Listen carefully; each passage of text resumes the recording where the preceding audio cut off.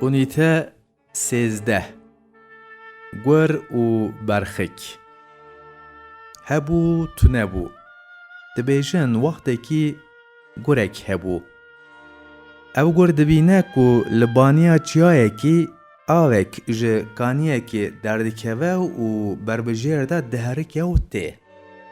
Dixwaze ji ava wî kaniyê vexwe. Gava ku qorê avê dibe û qurtek jê vedixwe, di beraneya xwe de dibîne ku berxikek jî hatiye li ser avê û jê vedixwe.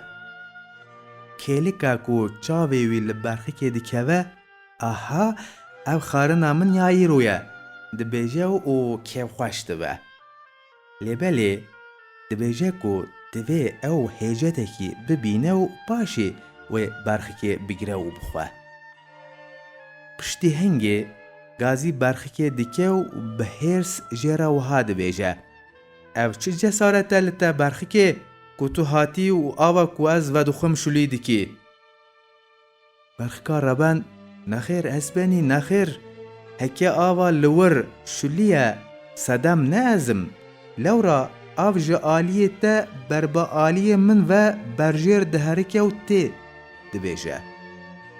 Ê baş e, dibêje gur, lê parvançaxan te gotinên beredayî û tewşû mewşû di heqê min de gotine. Berxika belengaz: Tiştekî wisa nemimkûn e, lewra ez hêj şeşmehî me, dibêje wek bersiv. Piştî hingê zûrînî ji gurê niyetxirab diçe û ji min re çi, ez ew qas nizanim, dibêje. Paşê jî hêceta xwe diguherîne û dewam dike: Baş e, ku ew kes tu nebûyî, teqez ew bavê te bûye ku ji min re daye xeberên nelirê. Nexêr, gurê har niyeta xwe lê xirab kiribû. Dewre da li pey berxika neçar, berxik jê xilas nebû.